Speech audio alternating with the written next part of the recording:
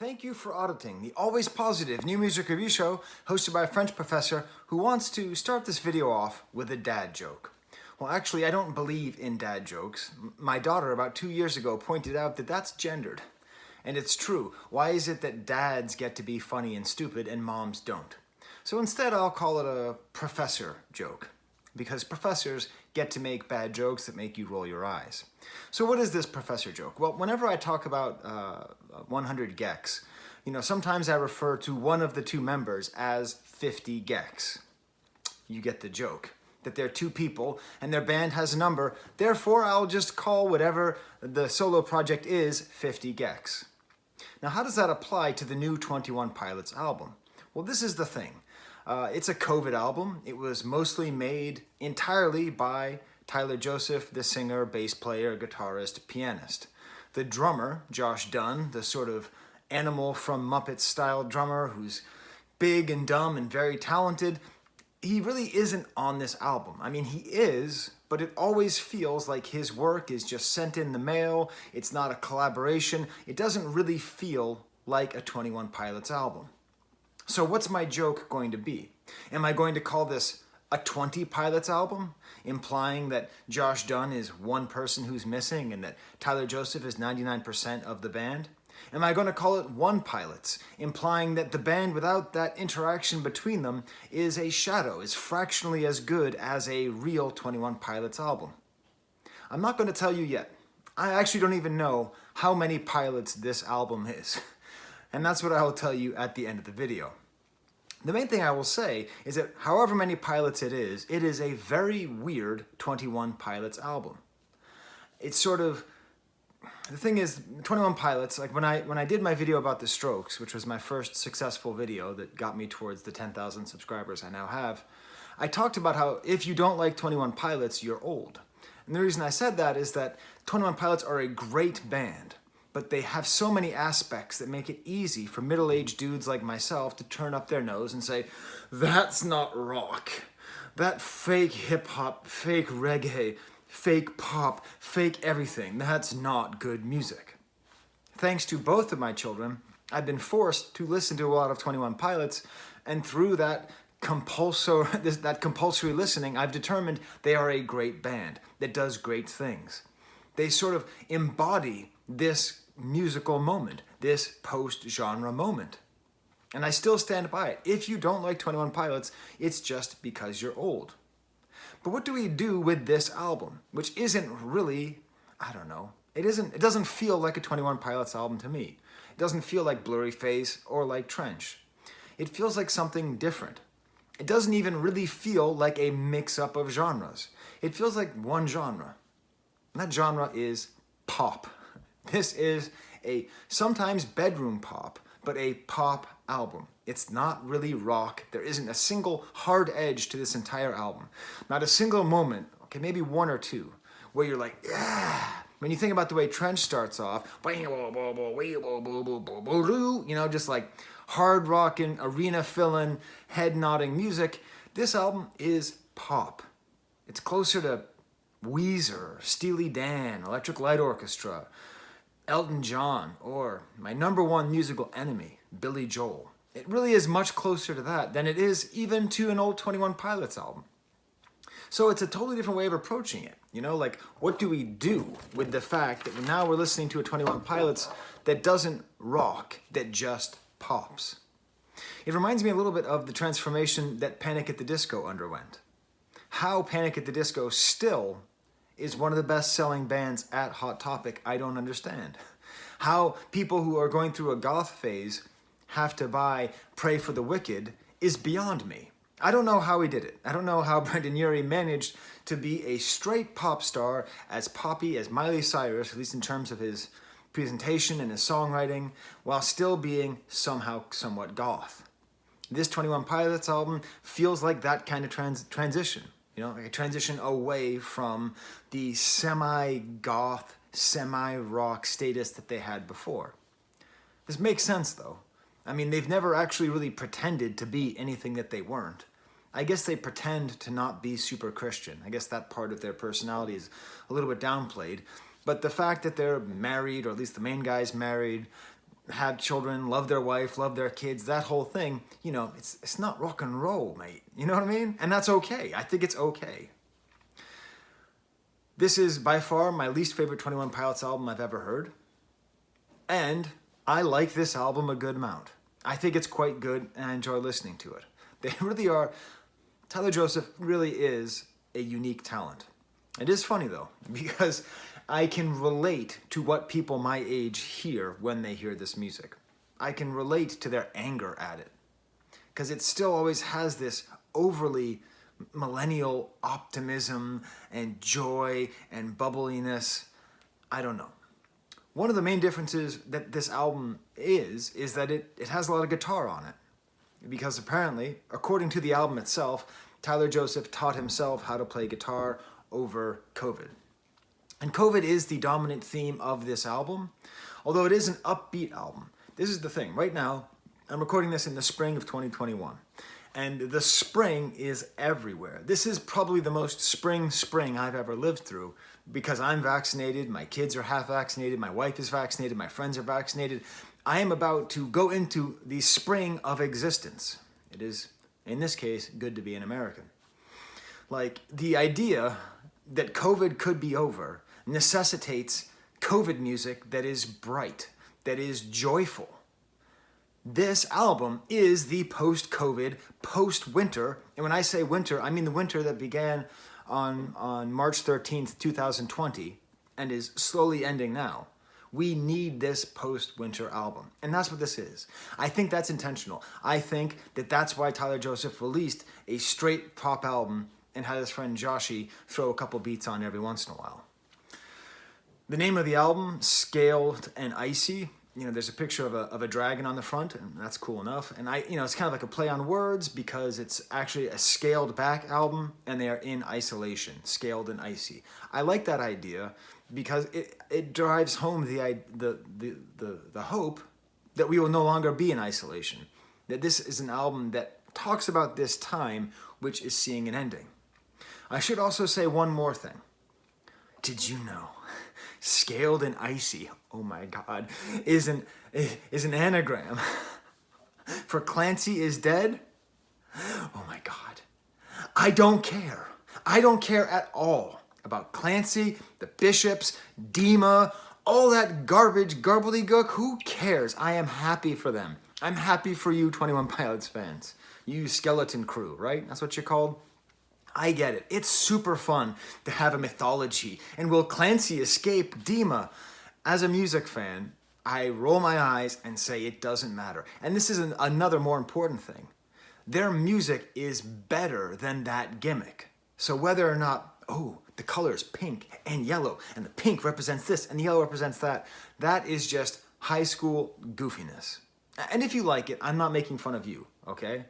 I stayed up until about 3 o'clock in the morning one weekend 30 years ago with my friend Ben, watching Led Zeppelin's The Song Remains the Same. If you've never seen it, it's a concert video with these little interstitial bits with walking around with horses in the English countryside.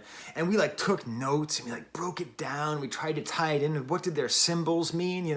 This sort of half-hearted mythology making in rock and roll is very old, and it's very enjoyable when you enjoy it. I don't enjoy it. I like 21 Pilots music, and I don't care about Dima.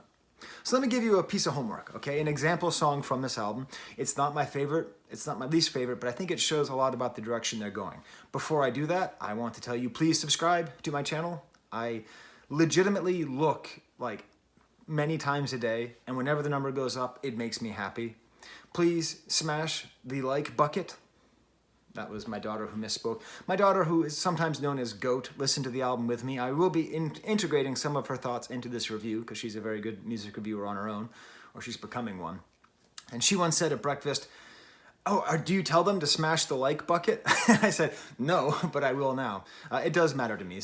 And then tell me in the comments, what was it that you liked about my bucket? So the example song is going to be The Outside. I think it's track 4 or track 5, and this really shows a lot of what is good and bad about this album. It starts off with an arpeggiated keyboard. The drums are kind of a boots and cats, very restrained drum beat. This is what I mean, They are very clearly not recording at the same time. And Josh Dunn is an animal. He's a beautiful animal. And you need him just to go and just to play and to play with his friend. Just bash and bash. So this whole album, without that, it's really hard. It goes into the chorus, which is very 80s. It's like Round and Round or Tainted Love. It's that kind of chorus where you're just like, by the second time I heard the song, I could sing the chorus. And so could Goat. We were sitting on the couch over there. I was grading final exams. She was playing probably Minecraft on her phone. And we were just singing along, up and down. And like we'd only heard it 2 times and we already had it. What's great about this album, every chorus basically is totally catchy, totally well written. This nice kind of semi-80s, semi-modern feel. They even have my favorite kind of clapping, which is the quick double disco clap. Any song that has a disco clap is going to make me happy.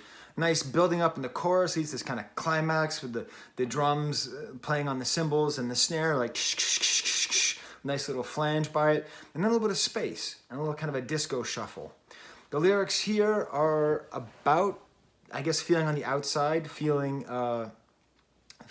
alienated, you know, alienated from the streets of Dima. No, just feeling alienated and like being on the outside, like not wanting to go into the club. But I also think it doubles as a metaphor for just the outside is something that we think about because we've been inside. Our whole life has been inside for a year and a half.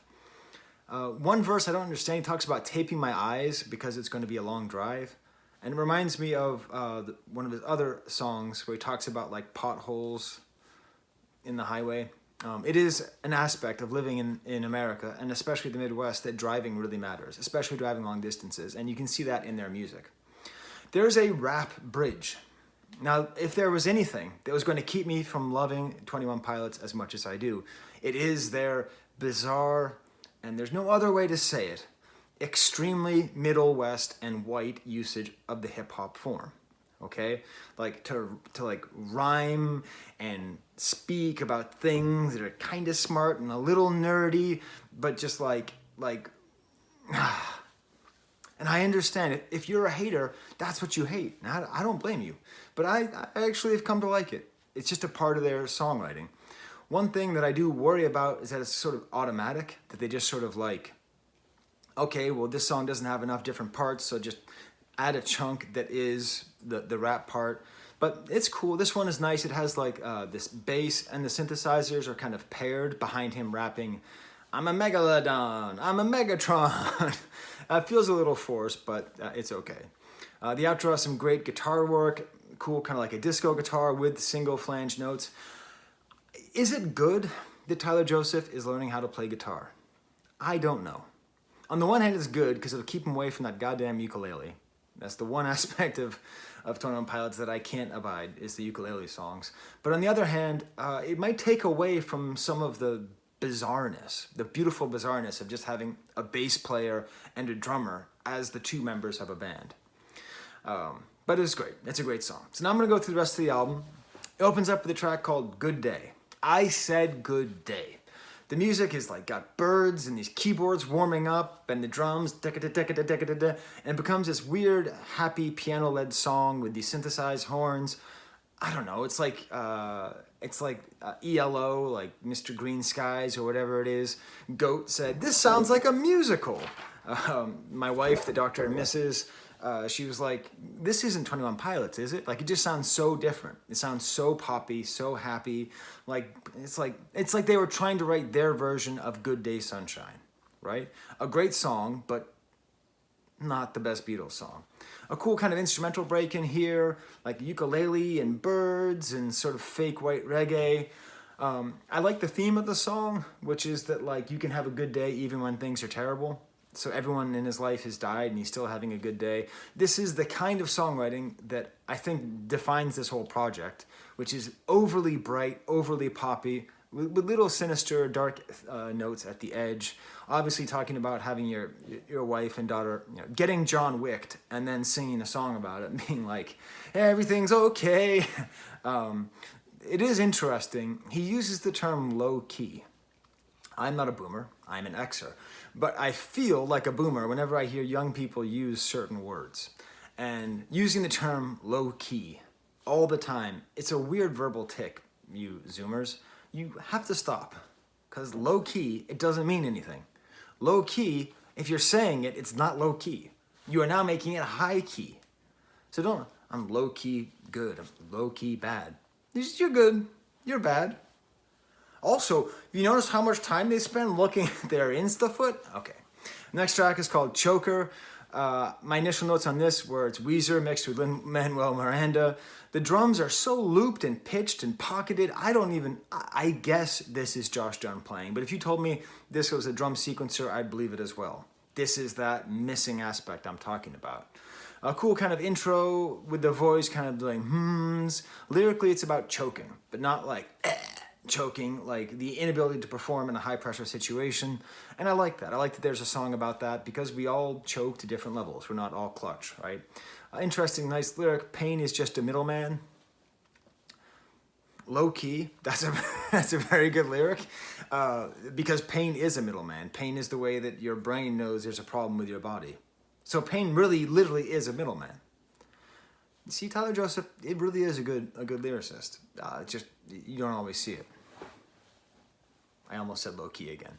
The chorus is basically a cappella with some synthesizers behind it, a nice post-chorus. The song gets like super epic, and then it cuts away just to piano and singing. Lots of kind of typical 21 Pilots style of mixing, you know, all these different sort of like mixing a little bit with genres, but mainly mixing with dynamics and kind of a cool poetic rap talking about a little splinter buried in your skin. Someone else can carve it out, but when you've got the pin, it hurts a little less and you could push it further in.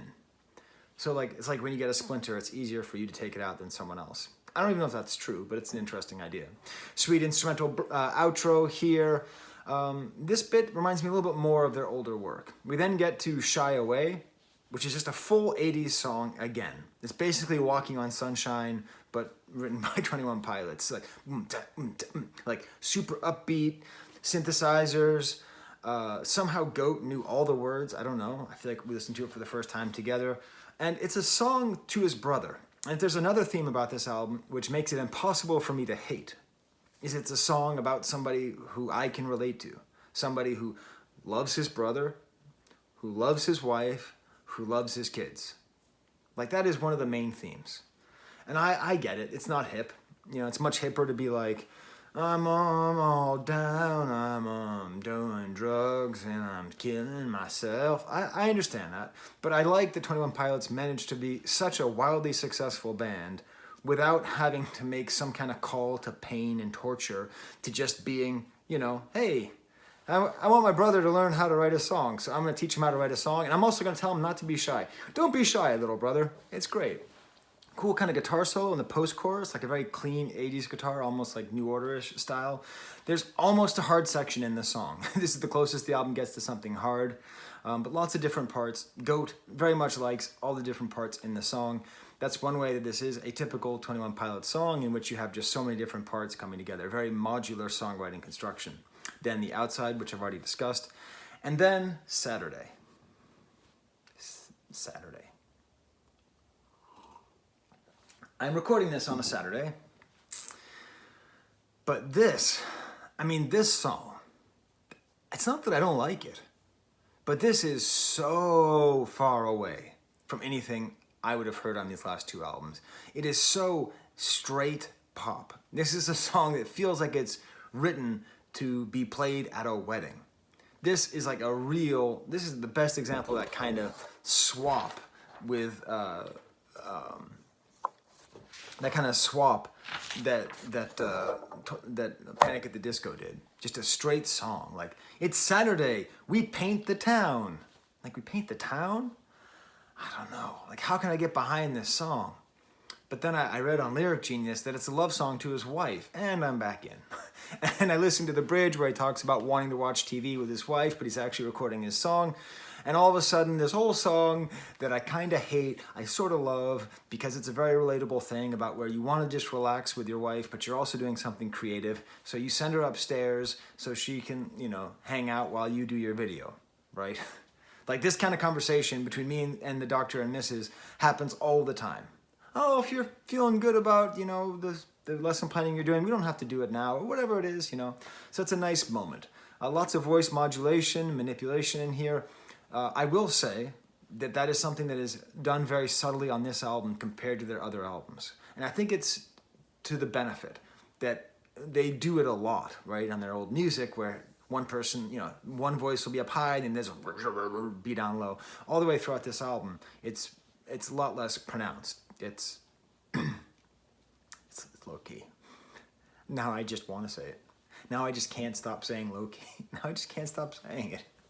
Never Take It is a cool song, kind of a heavily compressed keyboard, starts it off. Nice ooh-ooh vocalization.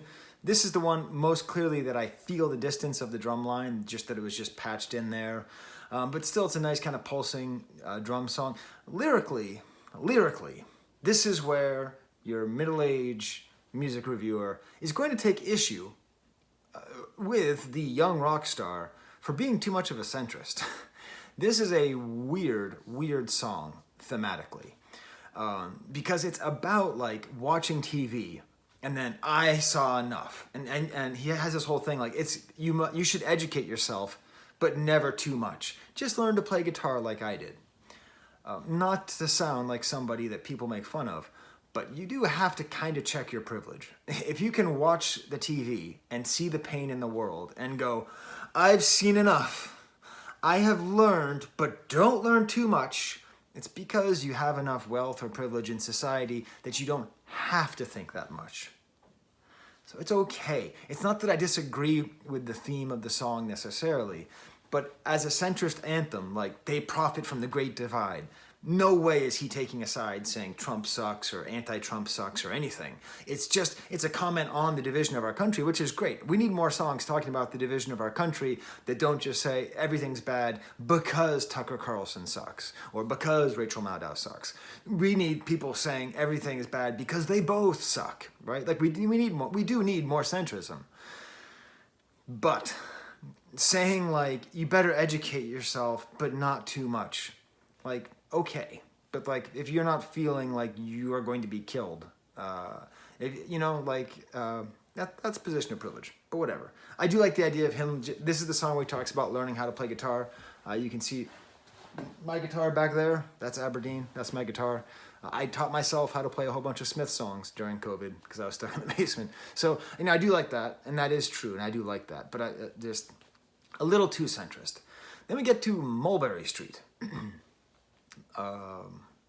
It sort of sounds like Benny and the Jets by Elton John, but sadly, I have to say, the artist this reminds me most of is Billy Joel.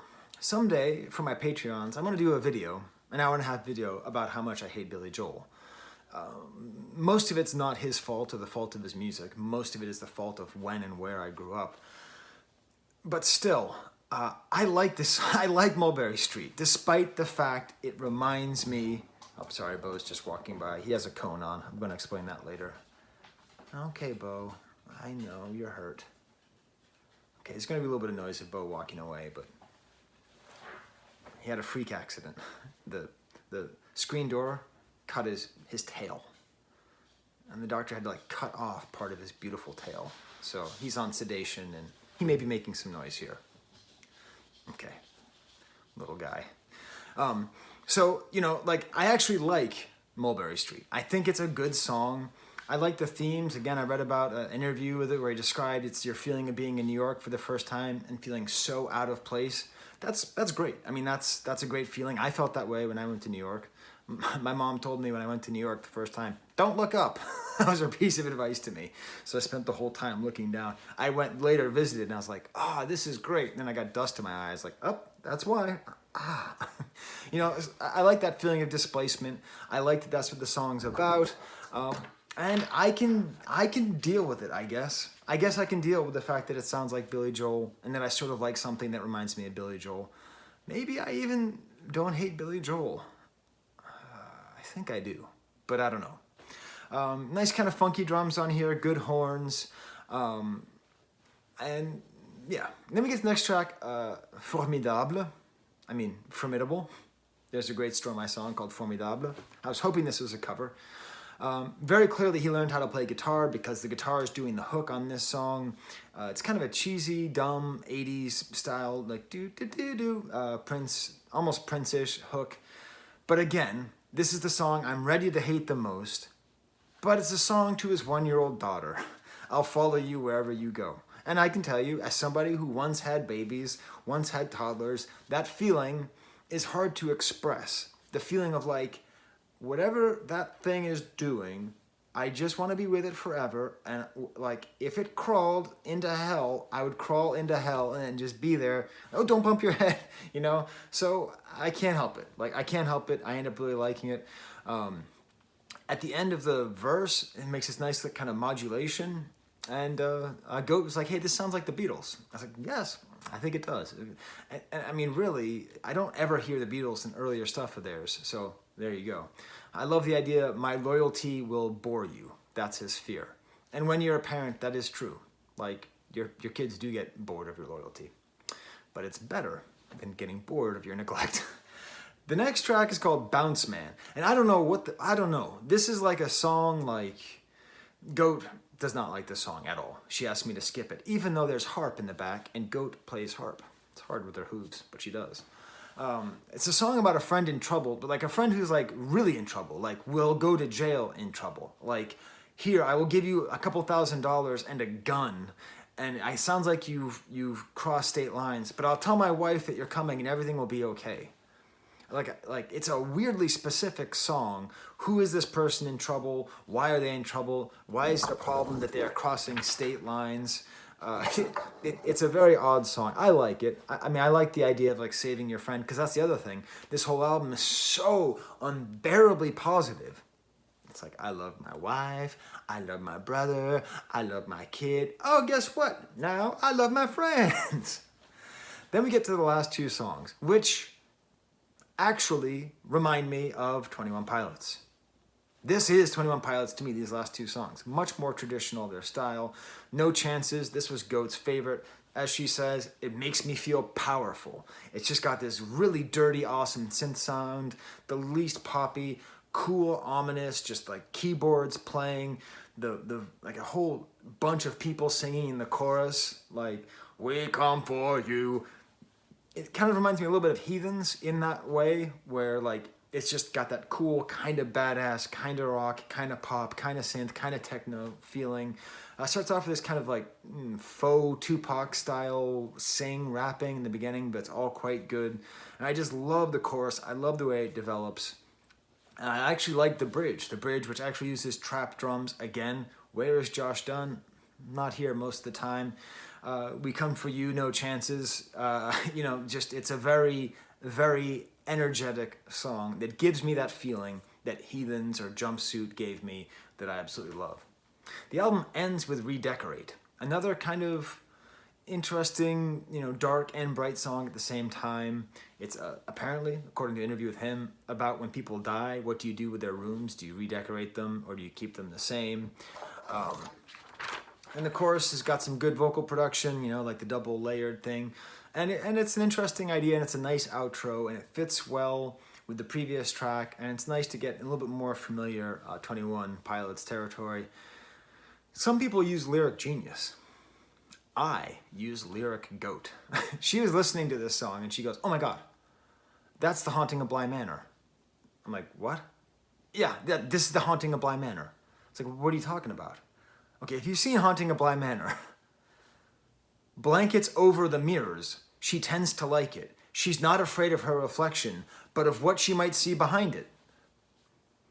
Tyler Joseph is sitting at home watching Haunting of Bly Manor on Netflix in COVID with his wife and his baby, and there's that scary ass thing where the woman looks at any mirror, any reflection, and she sees her dead fiance with these eyes, these eyes, man, his eyes was on me, the eyes out like that, and that is what this is very clearly about. And it's kind of funny that I haven't read that anywhere else, and Goat figured that out. Nice kind of outro here, like sort of an instrumental harp, maybe even a tabla or some kind of percussion. And then this is the problem. If you listen to this on like YouTube Music, right? You should be a premium member, by the way. It helps creators more. it autoplays. And every time it autoplays, it picks some random song off of Trench. And that's the problem with this album, is that every time it ended and it started to play any other song, even my least favorite song on Trench, I was like, it's like a warm blanket, like, oh, this album that I love. Now, I don't know why. Is it because I know Trench so well because I've been listening to it for 2 years right now? Or is it really that it's just that much better? I don't know. Time will tell. So how many pilots is this? I have to decide now. I set up the conceit. Is it 20 pilots? Is it 1 pilots?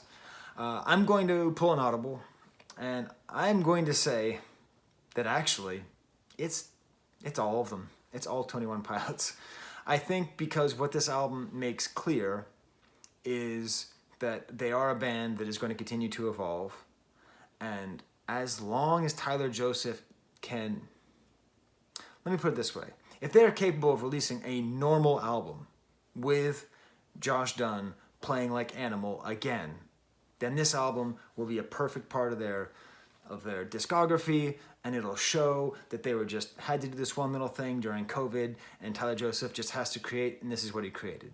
If, however, the next album goes further in this direction, then maybe this isn't really a 21 Pilots album, but the beginning of Tyler Joseph's solo career.